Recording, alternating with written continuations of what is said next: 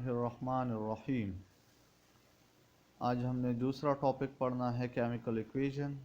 Chemical reaction तो हमने पढ़ लिया कि केमिकल रिएक्शन किस चीज़ को कहते हैं। आज हमने पढ़ना है केमिकल इक्वेशन, क्योंकि केमिकल रिएक्शन को सारे दुनिया के साइंटिस्ट आसानी के साथ एक्सप्रेस करना चाहते हैं कि सारे लोग उसको समझे और सीखे आसानी के साथ। तो उसके लिए उसने एक सिंपल मेथड जो है वो डिफ़ाइन किया और उसको हम जो है केमिकल इक्वेशन कहते हैं। तो सबसे पहले हम बेसिक टर्म्स पढ़ेंगे। इक्वेशन, केमिकल इक्वेशन किस चीज़ को कहते हैं। It is the shortest way to describe a chemical reaction. Chemical reaction को आसानी के साथ डिस्क्राइब करना जो है, इसको हम केमिकल इक्वेशंस कहते हैं। ठीक है, ये केमिकल इक्वेशन कोई नई चीज़ नहीं है, ये केमिकल रिएक्शन को डिफ़ाइन करती है। दूसरा, a chemical equation tell us about the original substance, new form, products, number of molecule of each compound and reactants and products। हमारे पास एक इक्वेशन है, फॉर एग्जांपल ये हमारे पास एक इक्वेशन है, इसमें ये हाइड्रोजन गैस, ऑक्सीजन गैस और ये वाटर है। ये दोनों साइड पर ये रिएक्टेंट्स हैं, ठीक है, और ये ओरिजिनल सब्सटेंसेस है। इसको मिक्स करके इससे जो नई चीज़ बन गई, इसको हम प्रोडक्ट्स कहते हैं। ये रिएक्टेंट्स हैं, ये प्रोडक्ट्स हैं।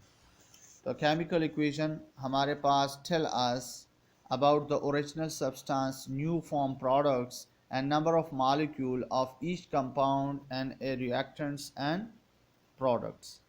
केमिकल इक्वेशन हमें ये बताती है कि ओरिजिनल सब्सटेंस, रिएक्टेंट्स के मुतालिक, प्रोडक्ट्स के मुतालिक जो नई चीज़ें बन गई हैं, और number of molecule of each compound कि इसमें कितने हाइड्रोजन है, कितने ऑक्सीजन है और कितने वाटर जो है हमारे पास बन गए। अब दूसरा, ये तो केमिकल इक्वेशन हुआ कि केमिकल इक्वेशन क्या चीज़ है। ये केमिकल रिएक्शन की एक शॉर्टेस्ट फॉर्म है जो सारे लोगों को समझाने के लिए, आसानी के साथ समझने के लिए ये हैं, और इसमें हमें रिएक्टेंट्स, प्रोडक्ट और ये सारी चीज़ों की डिटेल बताती है आसानी के साथ। अब how to write a chemical equation, chemical equation को हम किस तरह लिख सकते हैं। तो उसके लिए हमारे पास सबसे पहले ओरिजिनल सब्सटेंसेस, रिएक्टेंट्स जिसको हम कहते हैं, are written their formula on left side. Left side पर आपने जो है, यहाँ पर इस इक्वेशन में आप देखिए ये लेफ़्ट साइड है, तो लेफ़्ट साइड पर हमने रिएक्टेंट्स लिखा है और राइट साइड पर हमने प्रोडक्ट्स लिखा है। तो दूसरे साइड पर उसने लिखा है, फर्स्ट रूल क्या है, original substance, reactants are written their formula on left side, simple. Second, products are written their formula on right side, product आपने राइट साइड पर लिखना है। The reactants and products are separated by an arrow heading towards product and it can be read as produces। और इसका मतलब है कि reactants और प्रोडक्ट को सेपरेट करने के लिए एक एरो यूज़ होती है।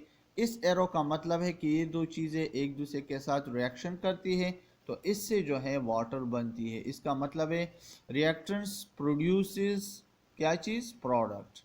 तो इसका एरो का मतलब है टू प्रोड्यूसेस, क्या चीज़ प्रोड्यूस कर रही है, रिएक्टेंट्स मिलकर जो है वाटर को प्रोड्यूस कर रही है। ठीक है, तो एरो का मतलब है प्रोड्यूस। हाँ, 4 नंबर रूल हमारे पास, if reactants are more than one then they are separated by plus sign. देखिए ये दो रिएक्टेंट्स है, वाटर जो बन रही है ये ऑक्सीजन और हाइड्रोजन गैस से बन रही है, तो दोनों को फिर सेपरेट करना है, या इस तरह प्रोडक्ट मोर देन वन आ जाए तो इसके दरमियान फिर कौन सा साइन हम लिखते हैं, प्लस साइन।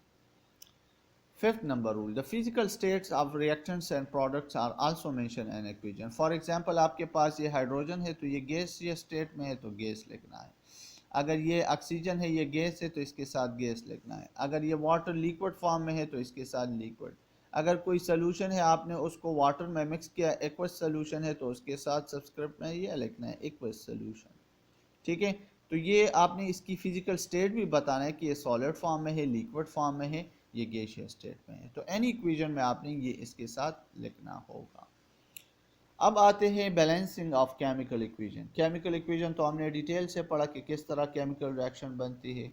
अब इसको हमने बैलेंस करना है, किस तरह बैलेंस करना है। Balancing of chemical equation Balancing of chemical equation means that there are equal number of atom of each element on both side of the equation. इसका ये मतलब है ये इक्वेशन बैलेंस इक्वेशन है। इस साइड पर हाइड्रोजन दो हैं तो इस साइड पर भी दो होने चाहिए, या चार है तो ये भी फोर है, ये ऑक्सीजन दो है तो इस साइड पर भी दो होने चाहिए। ठीक है, तो इसका मतलब बैलेंस है। बैलेंस इक्वेशन का मतलब है कि ईच एलिमेंट ऑफ रिएक्टेंट जो है वो इक्वल होगा इन नंबर में जो प्रोडक्ट में है वो एलिमेंट। ठीक है, हाइड्रोजन इस साइड पर जितना है उस साइड पर भी होगा, ऑक्सीजन इस साइड पर कितना है दो है तो उस साइड पर भी दो होनी चाहिए। ठीक है, इसको बैलेंसिंग कहते हैं। Balancing of equation means that there are equal number of atom of each element on both side of the equation. It is necessary why matter can neither be created not destroyed. Matter तो पैदा नहीं होता ना फना, ये सिर्फ rearrangement है। मैंने कल आपको पढ़ा था कि ये रीअरेंज हो जाते हैं, एक एटम दूसरे एटम के साथ अरेंज होकर नए कंपाउंड्स बनाते हैं। It is done by written the suitable integer in front of the unbalanced equation. अगर ये अनबैलेंस है, यहाँ पर टू नहीं है, तो हम इस साइड पर ये इंटीजर टू लगाते हैं तो इससे ये इक्वेशन बैलेंस हो जाती है। तो ये टू इस साइड पर ये टू ये इंटीजर्स हैं और इसको हम कोफिशिएंट्स भी कहते हैं। It is done by written suitable integer in front of unbalanced chemical formula, and this number is called coefficient and multiply with all the atom present in the formula. ठीक है, ये इसके साथ लगा लिया हमने, तो इसका मतलब ये टू जो है इस हाइड्रोजन के लिए भी है, ऑक्सीजन के लिए, सारे फार्मूले के साथ ये मल्टीप्लाई होगा। ठीक है, तो इस टू का मतलब है ये एंटीजर हम लगाते हैं इसके, और इसका मतलब है कि ये सारे फार्मूले के हर एक एलिमेंट के साथ मल्टीप्लाई होगा। ठीक है, तो इसमें इसको बैलेंसिंग ऑफ केमिकल इक्वेशन कहते हैं कि किस तरह हम केमिकल इक्वेशन को जो है वो बैलेंस कर सकते हैं। अब आते हैं अपने एग्जांपल्स की तरफ, जो बुक ने एग्जांपल मेंशन की है। देखिए यहाँ पर ये एक इक्वेशन उसने लिखा है, हाइड्रोजन और ऑक्सीजन मिलकर जो है वाटर बनाती है। ये अनबैलेंस इक्वेशन है। यहाँ पर हाइड्रोजन दो हैं, यहाँ पर ऑक्सीजन टू है, इस साइड पर H2O है जिसमें एक ऑक्सीजन कम है, हाइड्रोजन तो दो हैं लेकिन इस साइड पर हाइड्रोजन दो है, इस साइड पर ऑक्सीजन टू है, यहाँ पर ऑक्सीजन वन है। ये गैसियस स्टेट में है दोनों, और इस साइड पर जो है ये वाटर जो है ये जो है लिक्विड स्टेट में है। तो इस इक्वेशन को बैलेंस करना है तो आपने इसको क्या करना है, इस साइड पर टू मल्टीप्लाई कर लें। जब ये टू मल्टीप्लाई होगा इस साइड पर ये एंटीजर, तो इस साइड पर हाइड्रोजन चार हो गए, इस साइड पर हाइड्रोजन टू है। यहाँ पर टू ऑक्सीजन के साथ मल्टीप्लाई तो टू ऑक्सीजन है, यहाँ पर ऑक्सीजन तो बैलेंस हो गए, टू हो गए। लेकिन अब हाइड्रोजन का मसला है, तो आप इस तरह कर ले, रिएक्टेंट में हाइड्रोजन के साथ टू लिख ले, तो ये two to the four hydrogen, तो इस तरह ये भी टू टू द फोर। तो सेकंड स्टेप में आप इस तरह के हाइड्रोजन के साथ टू मल्टीप्लाई कर ले, ये टू हमने हाइड्रोजन के साथ मल्टीप्लाई किया। अब चेक कर ले, चार hydrogen four hydrogen, two oxygen two oxygen, तो ये बैलेंस केमिकल इक्वेशन बन गया। ठीक है, इसका ये मतलब है we do not change the subscript and the formula because there would be change in identity of the substance.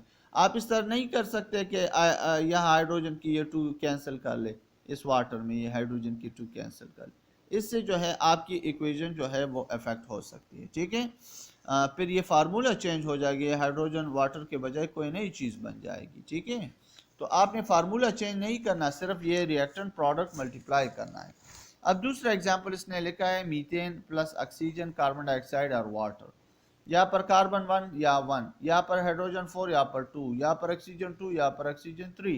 तो इसको भी बैलेंस करना है, और इसको बैलेंस करने का तरीका क्या है, आपने इस तरह साइड पर वाटर के साथ टू लिखना है, तो ये टू टू द फोर, यहाँ पर oxygen four, hydrogen four, carbon one carbon one. अब ऑक्सीजन की मसला है, यहाँ पर ऑक्सीजन टू है, इस साइड पर ऑक्सीजन टू है, यहाँ पर टू है, टू टू द फोर, ये फोर नहीं है टू है, तो इसके साथ टू लगा लें। सेकेंड स्टेप में आप इसके साथ टू लगा लें तो ये इक्वेशन भी बैलेंस हो गया। देखिए, carbon one, hydrogen four, oxygen four, two ये हो गए और टू ये, तो फोर। थर्ड एग्जाम्पल में आप देखिए ना, एमोनिया प्लस ऑक्सीजन है, नाइट्रोजन ऑक्साइड प्लस H2O बन रहा है, तो यहाँ पर एमोनिया के साथ टू लगा ले। थर्ड स्टेप में आप वाटर के साथ थ्री लगा ले। अब ये देखिए, two nitrogen, six hydrogen, oxygen 2, oxygen एक ये हो 3 ये हो गया और 1 ये, तो 3 4, तो इसके साथ 2 लगा ले, थर्ड स्टेप में इसके साथ 2 लगा ले ऑक्सीजन के साथ, तो ये 2 2 दा 4, तो ये 4 हाइड्रोजन भी हो गए, हाइड्रोजन 6, हाइड्रोजन 6, ऑक्सीजन 4, ऑक्सीजन 3 ये हो गए और 2 ये, ठीक है ना, 3 और 2 4। Example iron oxide plus carbon, iron plus carbon dioxide, इसमें आप बैलेंस करना चाहते तो इसके साथ 2 लगा लें, इसके साथ 3 लगा लें, आप ये चेक कर लें तो ये केमिकल बैलेंस, अगर ये अभी बैलेंस नहीं है तो आयरन के साथ 4 लगा लें तो ये बैलेंस हो जाए, अगर ये भी क्लियर नहीं है तो आप कार्बन के साथ 3 लगा लें तो ये आपका बैलेंस इक्वेशन बन जाएगी। आपने स्टार्ट लेना है फर्स्ट से, एक को बैलेंस करना है फिर दूसरे के साथ उसको कंपेयर करना है, तो ये 2 2 टू द 4 है, ये भी 4 आयरन, ये 2 3 द 6 ऑक्सीजन, इस साइड पर भी 3 2 द 6 ऑक्सीजन, इस साइड पर कार्बन 3 है तो ये 3 कार्बन। तो इसी तरह हम इक्वेशन को बैलेंस करते हैं, आपने एक साइड को दूसरे साइड के साथ जो है वो चेक करना है और उसमें फिर आपने जो है केमिकल इक्वेशंस को जो है बैलेंस करना है। तो आज का टॉपिक हमारा ख़त्म हुआ। अल्लाह हाफिज़।